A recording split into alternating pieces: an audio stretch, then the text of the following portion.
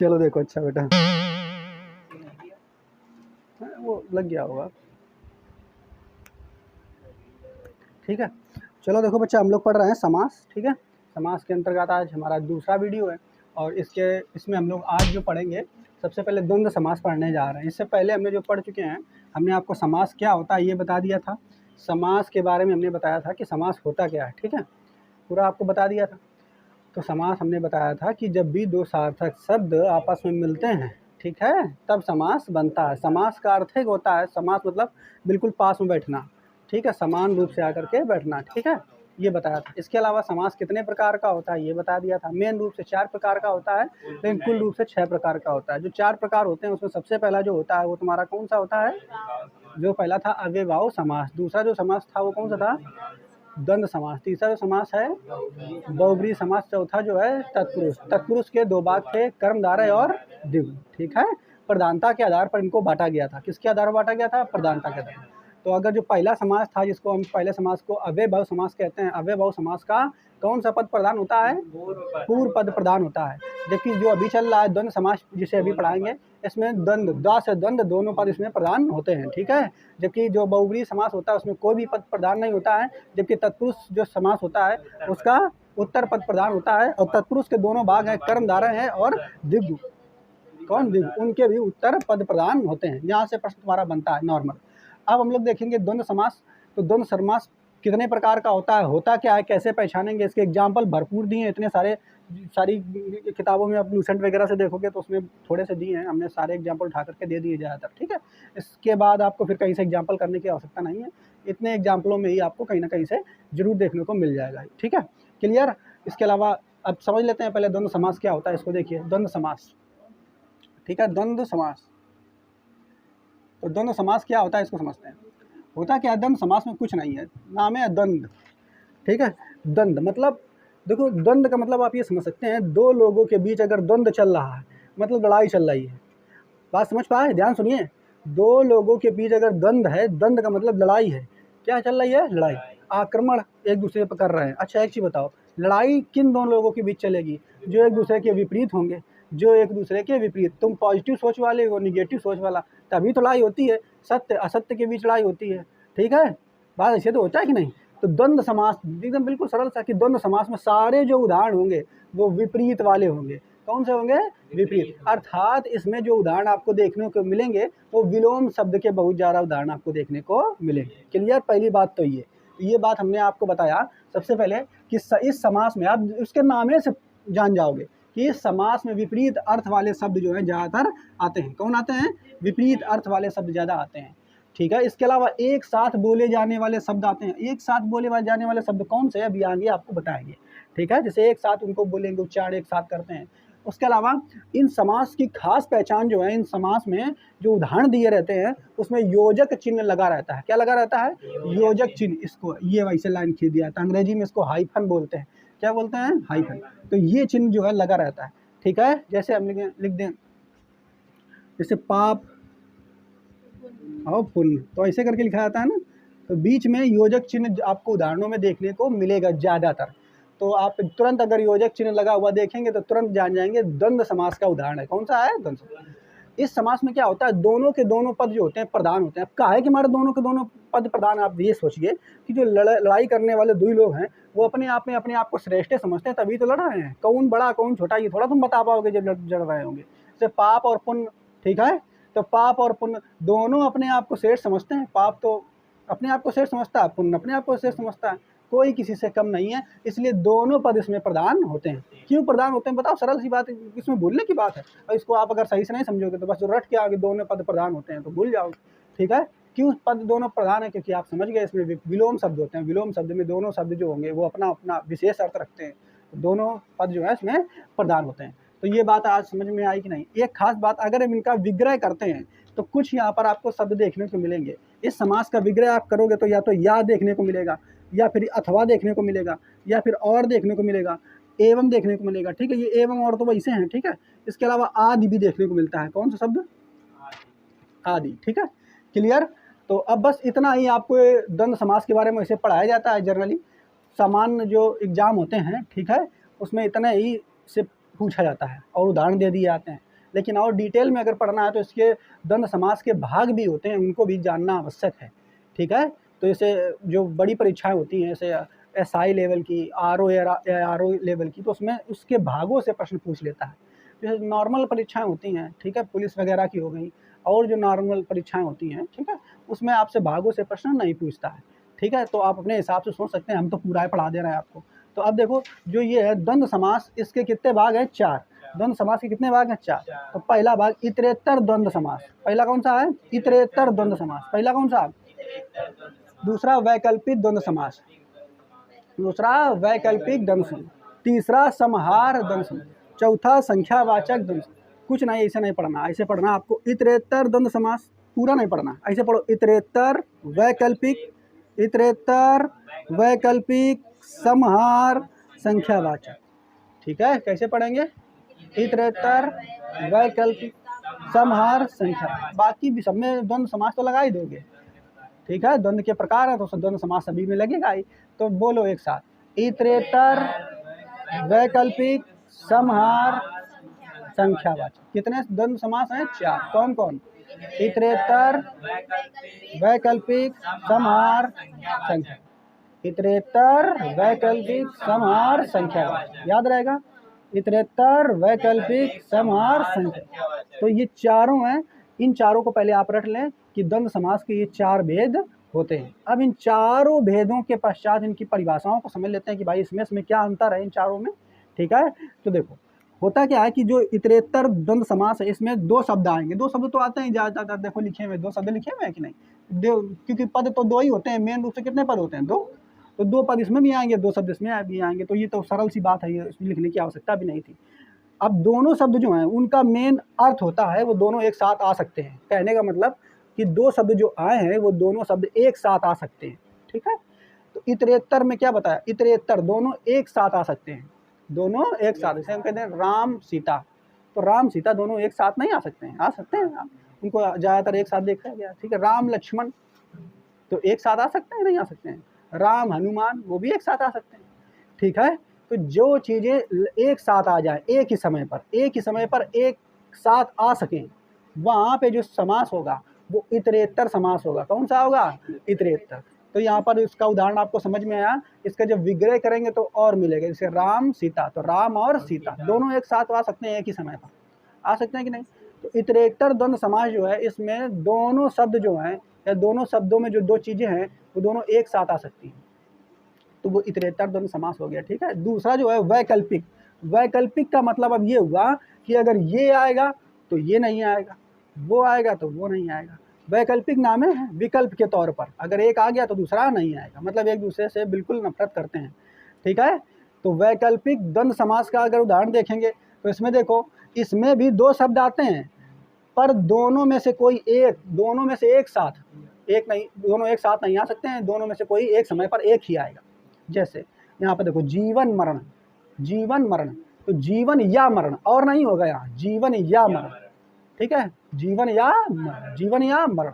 तो जीवन या मरण कैसे समझ लो, अगर जीवित जीवन है तो मरण थोड़ा आएगा, और अगर मरण आ गया तो जीवन खत्म। ठीक है, अगर हम कह दें विलोम शब्द वाला प्योर यहाँ पर देखा जाए तो उदाहरण देखने को मिलेगा। अगर हम कह दें जागृति तो सुसुप्त, जागृति और सुसुप्त, जागृति और सुसुप्त, तो यहाँ एकदम और लगाना उचित नहीं है, लेकिन लगा सकते हो, कोई दिक्कत नहीं। जागृति या सुसुप्त होगा। तो जब अगर तुम जाग रहे हो तब तुम्हें सोना आ रहा है क्या? अगर तुम सो रहे हो तो तुम्हें जागना आ रहा है क्या? तो जब जागोगे तब सोना नहीं आएगा, जब सोओगे तब जागोगे। ठीक है, तो यहाँ पर वैकल्पिक द्वंद्व समास में उदाहरण समझ में आया कि नहीं? पहला इतरेत्तर में दोनों साथ साथ, इतरेत्तर मतलब दोनों साथ साथ, वैकल्पिक मतलब एक, वैकल्पिक मतलब दोनों में से एक कोई आएगा। विलोम शब्द के उदाहरण ज़्यादातर इसी में रहते हैं। ठीक है, इसके बाद अगला जो है समहार द्वंद्व समास। समहार द्वंद्व समास में इसमें क्या हम लोग समझ लेते हैं, देखो ये सरल सब बढ़िया सा है। समहार, आप ये देखिए, शांत हो जाओ। समहार द्वंद्व समास कैसे समझेंगे? समहार द्वंद्व समास ऐसे समझेंगे कि इसमें क्या होता है कि कोई शब्द अगर आप बोल रहे हो, ठीक है, तो उसकी और विशेषता बढ़ा दी जाती है और उसको बढ़िया ढंग से कहा जाता है। ऐसा समझिए कि जैसे कोई अगर नॉर्मल चीज़ लेकर के आओ, ठीक है, और बढ़िया से सजा के लेकर के आओ, दोनों में खास अंतर है कि नहीं? कोई बाइक अगर खरीद के लाए और वो गंदी गंदी एकदम कर डाली, एकदम बेकार लगे, उसको साफ करके पोंछ के उसमें लगा के का क्रीम पाउडर जो होती है लगा के नहीं लगाई जाती बंद, हैं, सर्विस करवा के तब लाओ बढ़िया से, कितनी अच्छी है उसमें बढ़िया ना। श्रृंगार मोटरसाइकिलों का भी लोग तो करते हैं कि नहीं, नहीं करते हैं। पूरा गद्दी एकदम रंगी बिरंगी, मुट्ठा वहाँ किनारे किनारे बहुत बेहतरीन लगवा देते हैं सब हैं, और पीछे पीछे बत्तियाँ लगवा देते हैं। बच्चे बचपन में रहते थे तो वो साइकिल का श्रृंगार करते थे बढ़िया, चैन में वो जो होता है तिलियाँ, तिलियों में पता नहीं क्या क्या डलवाते थे, ठीक है। तो अगर कोई चीज़ को श्रृंगार करके ले आओ, ठीक है, तो यहाँ पर शब्दों का श्रृंगार करके हम लाएंगे। जैसे लिखा हुआ समहार, मतलब स्त्री है, अगर ऐसा नॉर्मल रूप से लेकर के आओ तो नॉर्मल आ गई। अगर उसको हार वार पहना दो एकदम पूरा, ठीक है, तो अलंकृत होकर के आ गई, सज धज के आ गई। वैसे शब्दों, इसमें शब्दों का क्या करते हैं, हार पहना करके लेकर के आते हैं, मतलब अलंकृत कर देते हैं कि तो यूँ कैसे। जैसे ये देखो एक शब्द है रोटी, हमें आपसे कही घर में नहीं, मम्मी रोटी रोटी दे दो, हैं कि तो रोटी वोटी खाई कि नहीं, घर में से रोटी वोटी खाई कि नहीं, तो रोटी तो ठीक है, ये सार्थक शब्द है, लेकिन वोटी यूँ कौन सा शब्द है, ये तो अलंकृत करने के लिए, रोटी की को सुसज्जित करने के लिए ये वोटी शब्द जोड़ दिया गया, लेकिन उसका कोई खास अर्थ नहीं है, जैसे हमने आपको बता दिया। तो इसे लिखा हुआ है समहार, द्वंद्व समास, समहार, हार पहना दिया गया है, मतलब इसमें एक दो शब्द इसमें भी आएंगे। एक जो है मूल शब्द है, खास अर्थ उसी का है, जो दूसरा जोड़ा गया उसका कोनो खास अर्थ नहीं है, ठीक है। जैसे हम कहते हैं कपड़ा वपड़ा पहन लो, कपड़ा वपड़ा पहन लो, ये कपड़ा वपड़ा फिर क्या है, कपड़ा वपड़ा ये क्या है। अब बाल वाल खींच लो, बाल वाल खींच लो, मतलब बाल खींच लो, ये ठीक है, लेकिन लोग कह देते हैं कि बाल वाल खींच लेनी कि नहीं हैं। आदमी कह देता है कि चेहरा वेरा साफ कर लेनी कि नहीं है, कहता है कि नहीं, ऐसा कहता है कि नहीं। तो चेहरा तो ठीक है, सार्थक शब्द है, लेकिन वेरा यू कौन सा शब्द है, इसका कोई अर्थ है क्या, नहीं अर्थ है। तो जब भी एक सार्थक शब्द के साथ दूसरा अनार्थी शब्द, कौन सा है, अनार्थी, अनार्थी मतलब जिसका कोनो अर्थ ना है वो जोड़ दिया जाए, तो जो अनार्थी शब्द है वो उस शब्द को अलंकृत करने के लिए जोड़ दिया गया है, पीछे उसका कोई खास अर्थ नहीं होता है। तो वहाँ पे जो समास होगा, वहाँ कौन सा समास होगा, समहार द्वंद्व समास। कौन सा होगा, सम, लिखा हुआ है। इसमें भी दो शब्द आते हैं, और एक मूल शब्द, दूसरा अनार्थी शब्द, केवल शोभा बढ़ाने के लिए आता है। और इसका जब विग्रह करेंगे से रोटी वोटी, तो इसका विग्रह करेंगे रोटी आदि, ठीक है, आदि यहाँ पे लग जाता है, क्या लग जाता है, आदि। बात समझ पाए। जैसे कपड़ा वपड़ा, तो कपड़ा आदि, तो विग्रह करने के समय आदि लगता है, क्या लगता है, आदि। अगला जो है देखो संख्यावाचक द्वंद्व समास, तो संख्यावाचक नाम है इसका, संख्यावाचक द्वंद्व समास। तो संख्यावाचक द्वंद्व समास में कोई संख्याएं होती हैं उसका विग्रह किया जाता है। जैसे हम कहें 23, तो 23 को तोड़ेंगे तो 20 और 3, ठीक है। जैसे हम कहें 63, 60 और 3, जैसे हम कहें 68, 60 और 8, ठीक है। तो यहाँ संख्यावाचक द्वंद्व समास असली में, लेकिन इसी संख्यावाचक द्वंद्व समास में एक और उदाहरण दे दिया जाता है कि इसमें तीन तीन शब्द एक साथ भी आ सकते हैं। कितने शब्द आ सकते हैं, तीन तीन, और लगातार एक साथ बोले जाते हैं तीन तीन शब्द। जैसे रोटी कपड़ा मकान, ठीक है। जैसे दाल बाटी चूरमा होती, ठीक है, चूरमा नहीं, कर लो इसको चूरमा, लिख लेना आप लोग, ठीक है। तो ये उदाहरण दे दिया, इसमें तीन शब्द एक साथ आते हैं और किसी संख्या का विग्रह इसमें करते हैं। तो ये बात आपको समझ में आ गया होगा, इसको नोट कर लें आप, ठीक। और आगे अब देखो इसका, हम यहाँ पर इसका उदाहरण देख लेते हैं। उदाहरण में देखो समस्त पद और विग्रह में देख लो, तो समस्त पद और विग्रह में इसमें उदाहरण देखो। अब पहले समझो आप, जन्म मरण, तो जन्म और मरण असली रूप में हमने लिख दिया है, विग्रह नॉर्मल किताबों में आपको ऐसे देखने को मिलेगा और लगा करके, लेकिन अगर असली में देखा जाए जन्म और मरण दोनों एक साथ आते हैं क्या, तो यहाँ विग्रह करोगे तो जन्म के साथ और आना चाहिए कि या आना चाहिए, या आना चाहिए, क्या आना चाहिए, या। लेकिन नॉर्मल किताबों में और भी लिखा रहता है, जो नॉर्मल डे एग्जाम होते हैं तो वहाँ और लिखा रहता है, क्योंकि वहाँ पे ये पढ़ाया नहीं जाता ये वाला बात, ठीक है। इतना ही पढ़ाया गया तो उसमें और करके लिख दिया, कोई दिक्कत नहीं। तो गलत ना ये है, और ये तो बिल्कुल ऐसा ही है, अगर या करके लगा दिया, ठीक है। तो आप यहाँ पे देखो दाल रोटी, तो दाल और रोटी इसको ठीक, ये तो ठीक है। आगे देखो तन मन, तन और मन, ठीक है। यश अपयश, तो यश और अपयश विलोम है शब्द, तो यश के साथ अपयश, यहाँ या लग जाएगा, क्या लग जाएगा, या। अगर या लग गया तो कौन सा ये हो जाएगा, समास का कौन सा हो जाएगा, वैकल्पिक द्वंद्व समास, ठीक है। आगे देखो पाप पुण्य, तो पाप और पुण्य भी कर सकते हो, कोई दिक्कत नहीं है, लेकिन असली जो है वो यह आएगा, ठीक है, पाप या पुण्य। आगे देखो नर नारी, तो नर नारी भी ठीक है, कोई दिक्कत नहीं है, लेकिन ये विलोम है एक दूसरे से, तो यहाँ भी आप या लगा सकते हो, क्या लगा सकते हो, ठीक है। बात समझ में आ रही है कि नहीं, क्योंकि उदाहरण हमने यहाँ पे इससे दिया है, तो यहाँ भी आप लगा सकते हैं। भला बुरा, तो भला या बुरा भी होगा क्योंकि विलोम शब्द है। माँ बाप, तो माँ या बाप हो सकता है, ठीक है। यहाँ पे और आ सकता है, क्योंकि माँ बाप माता पिता दोनों लोग एक साथ भी आ सकते हैं, तो और भी हो सकता है, कोई दिक्कत नहीं है। दिन रात, तो दिन या रात ये दोनों एक साथ नहीं आ सकते हैं, तो यहाँ आप और नहीं लगा सकते हो, मतलब लगा सकते हो, कोई दिक्कत नहीं। अगर आपने ये चारों उदाहरणों को नहीं पढ़ा, नॉर्मल किताबों में इतना दिया रहता है, तो ऐसे उदाहरण दिए रहते हैं और लगा करके सब में, ठीक है। दिन रात हो गया, सुख दुख, तो सुख या दुख तो हम लिख दे रहे हैं, आप समझ जाना कि किस में लग सकता है, तो ये हम इसे लिख दे रहे हैं, ठीक, नॉर्मल। अगर तो देश विदेश दोनों उल्टे हैं, तो देश या विदेश कर सकते हो। राधा कृष्ण साथ साथ आ सकते हैं, राधा और कृष्ण। अपना पराया, अपना और पराया, ठीक है। दाल आटा, दाल आटा और दाल। गंगा यमुना, तो गंगा और यमुना, ठीक है। हानि लाभ, तो हानि या लाभ, यहाँ पे दोनों लग जाएगा, कोई दिक्कत नहीं है, ठीक है। धर्म अधर्म, धर्म या अधर्म हो जाएगा, हो सकता है यहाँ पर, और भी लगा सकते हो, कोई गलत नहीं हो जाएगा, ठीक है। मान सम्मान, तो मान या सम्मान भी हो सकता है, ठीक है। और मान और सम्मान भी कर सकते हो, ठीक। यहाँ पर देखो उदाहरण दिया ऐसे, आज कल, तो मेल रूप से आ दिया आज या कल। जीवन मरण, जीवन या मरण, ठीक है। यस अपयस, यस या अपयस। 64, 60 और 4, तो 60 और 4 ये किसके अंतर्गत आ जाएगा, ये संख्यावाचक द्वंद्व समास के अंतर्गत है। 25, 20 और 5 संख्यावाचक द्वंद्व समास हो जाएगा। चाय वाय कौन सा हो जाएगा, ये समहार द्वंद्व समास, कौन सा हो जाएगा, तो चाय वाय, तो चाय आदि। रोटी वटी, तो रोटी आदि, ठीक है। कपड़ा वपड़ा, तो कपड़ा आदि। अड़ोस पड़ोस, पड़ोस आदि। खाना वाना, तो खाना आदि। और दाल बाटी सूरमा, तो दाल बाटी सूरमा किस में आ जाएगा, संख्यावाचक द्वंद्व समास में आ जाएगा, इसी के अंतर्गत आ जाएगा। कंद मूल फल, तो कंद मूल और फल। ऐसे रोटी कपड़ा मकान, रोटी कपड़ा और मकान, ठीक है। तन मन धन, तन मन और धन। जन गण मन, तो जन गण और मन, ठीक है। तो इस तरीके से तुम्हारा जो है द्वंद्व समास यहाँ से पूरा होता है। इसका कोई भी पार्ट, कोई भी चीज़ हमने यहाँ पे नहीं छोड़ा, सारा चीज़ें हमने बता दी, ठीक है। तो आप इसको नोट कर लें पहले।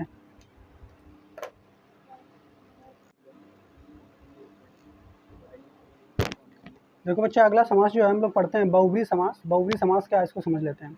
इससे पहले हम लोग दो समास पढ़ चुके हैं, अव्यय भाव समास पढ़ चुके हैं, और द्वंद्व समास जो है दोनों पढ़ चुके हैं। बहुव्रीहि समास क्या है, इसको समझते हैं। बहुव्रीहि समास में सबसे पहले आप समझिए कि जो बहुव्रीहि समास होता है, तो बहुव्रीहि समास में ज़्यादातर जो उदाहरण आपके दिए जाते हैं वो पौराणिक होते हैं, अर्थात देवी देवताओं से जुड़े हुए उदाहरण इसमें दिए जाते हैं सबसे ज़्यादा, ठीक है। उन्हीं से जुड़े हुए ज़्यादातर उदाहरण उसमें होते हैं। यहाँ पर जो बहुव्रीहि है, बहुव्रीहि का अर्थ होता है ऐसा व्यक्ति या कोई, ठीक है, जो उसके पास बहुत पैसा हो, धन हो, संपत्ति हो, खाने के लिए चीज़ें हो, सब कुछ जिसके पास हो, किसी भी चीज़ की कोई कमी ना हो। बहुव्रीहि का अर्थ यही होता है, ठीक है। तो ऐसा कौन है, ऐसा ईश्वर ही तो है, सबका सब कुछ उसी का है, ठीक है। बात समझ पा रहे हैं कि नहीं, सारा सब कुछ उसी का ही। तो बहुव्रीहि समास के अंतर्गत किसके उदाहरण आएंगे, इन्हीं से जुड़े हुए उदाहरण यहाँ पे दिए जाएंगे, ठीक है। लिखा हुआ है, अर्थ क्या है बहुव्रीहि का, बहुत धन दान हो जिसके पास, ठीक है। बात समझ पाए, जिसका सब कुछ धन दान हो वही है। इसमें देखो दो पद, इसमें होता क्या है कि दो पद जो होते हैं वो मिला करके तीसरे पद की तरफ इशारा करते हैं। मतलब जैसे हमने आपको पढ़ाया था कि दो पद यहाँ पे मिलेंगे, एक पहला पद, एक दूसरा पद, और दोनों पद जुड़ करके इनका विशेष एक नया अर्थ हो जाएगा, ठीक है। विशेष एक नया अर्थ हो जाएगा। जैसे विषधर, ठीक है, विषधर, विषधर, तो विष एक अलग शब्द है, इसको अलग मान लो। धर अलग शब्द है, धर अलग शब्द है, तो दो पद हैं, विष एक अलग शब्द है, धर एक अलग शब्द है। धर का मतलब धारण करना, तो विष धारण किए है, जो विष धारण किए, इसके लिए आएगा सर्प। सर्प जो है विष धारण किए रहता है, विष धारण किए जो, अर्थात सर्प। इधर तीसरा उदाहरण अर्थ निकल के आया, अर्थात सर्प। कभी कभी विषधर शंकर जी के लिए भी कह दिया जाता है, लेकिन ज़्यादातर इसका उदाहरण विषधर किसको कहेंगे, सर्प को, ठीक है। शिव जी को भी कह देते हैं कभी कभी विषधर, क्योंकि उन्होंने भी तो धारण किया था कंठ में, ठीक है, तो इसलिए उनको भी विषधर कह देते हैं। लेकिन सर्प या शिव यहाँ पर इनके अंतर्गत आ जाएगा कि दो यहाँ शब्द मिल करके तीसरे शब्द की तरफ अगर इशारा कर देता है, दो शब्द मिल करके किसी तीसरे की तरफ इशारा करते हैं बहुव्रीहि समास में, ठीक है। इस समास में कोई भी पद प्रधान नहीं होता है, कोई भी पद प्रधान नहीं होता है, दोनों के दोनों पद जो होते हैं वो गौण होते हैं, यहाँ पर याद रखेंगे। इस समास के अधिकांश उदाहरण जो होते हैं पौराणिक होते हैं, ठीक है, क्लियर। आगे देखेंगे ये समास जो है, इसका जब आप विग्रह करेंगे, बहुव्रीहि समास का जब आप विग्रह करते हैं तो उसमें पहचान के तौर पर आप ये देखेंगे, जब विग्रह करेंगे तो है जो, है जिसका, है जिसके आदि शब्द निकल करके यहाँ पर आपको मिलेंगे, ठीक है, क्लियर। तो ये तुम्हारा हो गया बहुब्री समास से जुड़ी हुई कुछ मेन बातें। अब हम बहुब्री समास के कुछ उदाहरण देख लेते हैं जो यहाँ पर लिखे हुए हैं, ठीक है, बात समझ पाए। तो बहुब्री समास के उदाहरण देखेंगे तो पहला देखो, इधर जो लिखा हुआ है ये उसका उदाहरण है जिसको हम समस्त पद कहते हैं, और इधर जो लिखा हुआ है उसका विग्रह लिखा हुआ है, ठीक है, क्लियर। तो अब यहाँ पर बहुब्री समास का जो उदाहरण है इसको पहले देखें। पहला है महावीर। तो महावीर का अगर विग्रह करेंगे तो महान है वीर जो, या महान वीर है जो, जैसे भी आप कर लो, तो महान है वीर जो, तो महान है वीर जो। तो अगर इसका देखो, महान अलग शब्द, वीर अलग शब्द, अब ये किसी तीसरे को दोनों दर्शा रहे हैं, ठीक है। तो महान है वीर जो, अर्थात उस वीर को कहते हैं, इसको कहते हैं बजरंग बली को, इसको कहते हैं बजरंग बली, महान है वीर जो, ठीक है। तो बजरंग बली के लिए ये इशारा हो जाएगा, ठीक है। आगे देखिए, पंकज, पंक माने होता है कीचड़, जा माने उत्पन्न होना, पंक से उत्पन्न हुआ है जो, पंक से उत्पन्न हुआ है जो, अर्थात कीचड़ से जो उत्पन्न हुआ है। तो ये किसके लिए हो जाएगा? कमल के लिए उदाहरण हो जाएगा। किसके लिए हो जाएगा? कमल के लिए, ठीक है। आगे देखो, गिरिधर, गिरी को धारण करता है जो, या गिरी को धारण करने वाला। तो गिरी को कौन धारण करता है? श्री कृष्ण। कौन करते हैं? श्री कृष्ण। एक उंगली में उठाए थे, गिरी को धारण करने वाले कौन है? श्री कृष्ण, ठीक है, बात समझ पाए। तो गिरी को धारण करते हैं जो श्री कृष्ण, इसलिए इनको श्री कृष्ण को गिरिधर कहते हैं। कौन सा समास हो जाएगा? बहुब्री समास। त्रिलोचन, तीन है लोचन जिसके, त्रिलोचन, तीन है लोचन जिसके, दो नॉर्मली सबके होते हैं, और तीन है लोचन जिसके, ठीक है। तो शंकर जी, शिव जी के तीन लोचन है। कितने लोचन है? तीन है लोचन जिसके, तो शिव जी के तीन लोचन है, ठीक है। तो शिव जी को इशारा करेगा। चंद्रमौली, चंद्र है जिसके मौली पर, मौली मतलब सिर पर, ठीक है, ठीक है, या जो वो जूड़ा बना रहते हैं उस पर, तो चंद्र है जिसके मौली पर, ठीक है। तो ये भी शिव जी का हो जाएगा, ठीक है, शिव जी। आगे देखो, विषधर, विष को धारण करने वाला, अर्थात शिव जी का ही हो जाएगा, या फिर सर्प का, या फिर सर्प, ठीक है। आगे देखेंगे, मृत्युंजय, मृत्यु को जीतने वाला, मृत्यु को जीतने वाला कौन है? शिव जी। मृत्यु को जीतने वाले कौन है? शिव जी। इन्होंने जहर पिया था समुद्र मंथन के पश्चात, तभी से इनको मृत्युंजय कहने लगा। क्या कहने लगा? मृत्युंजय। पीतांबर, पीला है अंबर जिसका, अंबर माने वस्त्र, पीले हैं वस्त्र जिसके, अर्थात श्री कृष्ण, ठीक है, क्लियर। आगे देखो, निशाचर, निशा को विचलित करने वाला, निशा को विचलित करने वाला, निशा मतलब रात में विचलित करने वाला, रात में चरने वाला, रात में चरने वाला कौन होगा? राक्षस, ठीक है। आगे देखेंगे, चतुर्भुज, चार है भुजाएं जिसके, चतुर्भुज, चार है भुजाएं जिसकी, किसकी भुजाएं किसकी होती हैं? विष्णु,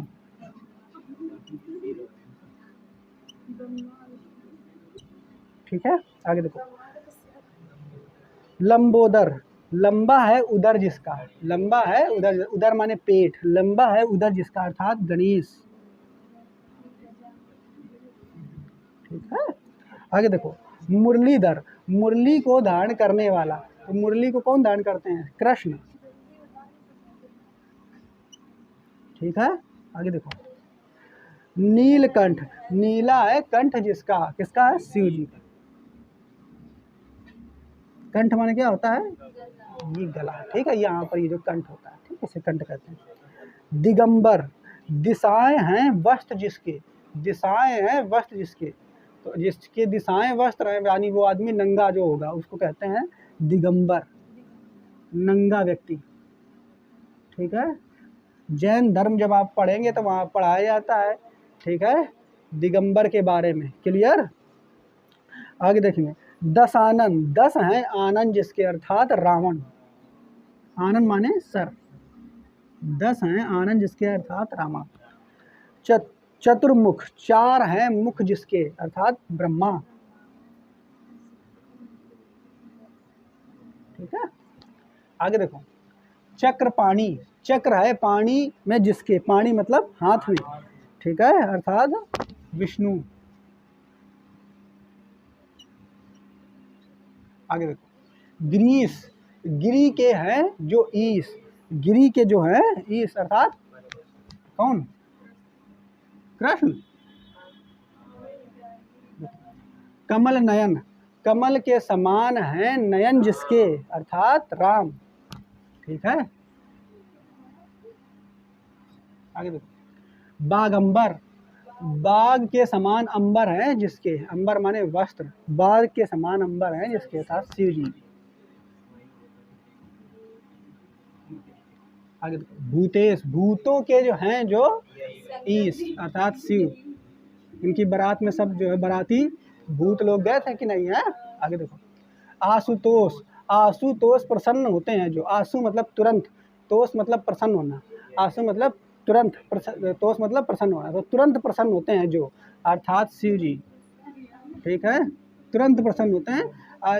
है ठीक है, तपस्या जो राक्षस लोग कर लेते थे आराम से, तुरंत प्रसन्न हो जाते थे, जो वरदान मांगते थे तुरंत दे देते थे ये। ठीक है, क्लियर। नील लोहित, नीला है लहू जिसका, कौन? किसको? शंकर जी, शिव जी का है नीला लहू। ठीक है, विष जब पी लिए थे तभी नीला लहू हो गया था, पूरा शरीर नीला हो गया था। चंद्रचूर्ण, चंद्र है जिसके चूर्ण पर, ठीक है, जुड़ा पर शिव जी का ही। ठीक है।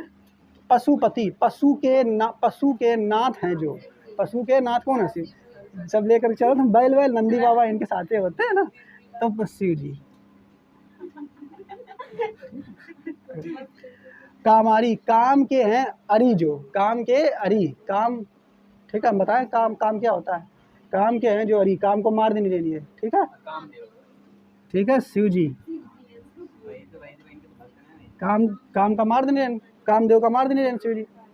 ठीक है, तो काम के हैं अरि जो अर्थात शिव जी। रावण के प्रिय जो, तो रावण इन्हीं की पूजा करता था शिव जी। ठीक है। भूमिजा, भूमि की है पुत्री जो, भूमि की जो है पुत्री कौन है? सीता।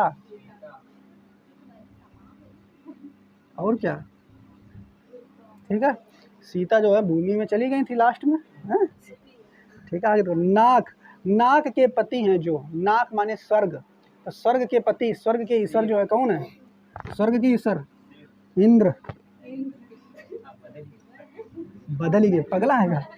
शैलजा, शैल, शैलजा, शैल की है पुत्री जो, शैल की जो है पुत्री जो अर्थात पार्वती।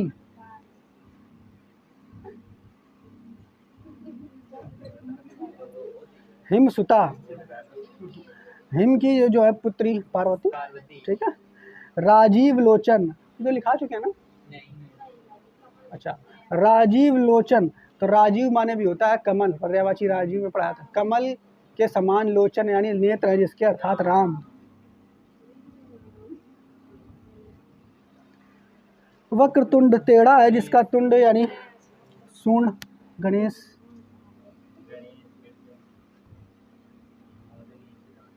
ठीक है, आगे तो मोदक है प्रिय जिनको, मोदक लड्डू जिनको प्रिय है तो गणेश जी हो जाएंगे। छह है आनंद जिसके अर्थात कार्तिकेय। आगे देखो। मयूर है वाहन जिनका कार्तिकेय का ही वाहन।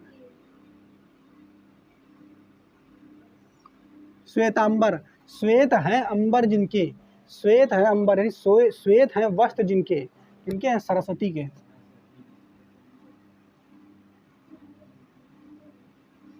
ठीक है। मुर का अरि है जो, मुरारी अर्थात कृष्ण। घनश्याम, घन के समान श्याम है जो कृष्ण। श्याम मतलब जानते हो ना, सांवले, घन मतलब बादल। जयपुर, जय सिंह ने बसाया है जयपुर, वो जयपुर हो जाएगा। ठीक है। अनंग, अंग नहीं है जिसके अर्थात कामदेव। ठीक है, ऐसे इतने सारे उदाहरण हमने आपको करा दिए हैं। इसी तरीके के उदाहरण आपको देखने को मिलेंगे किसमें बच्चा? बहुब्रीहि समास में। ठीक है, क्लियर। अब इसके बाद के जो उदाहरण आपको अगला है वो फिर कल पढ़ेंगे।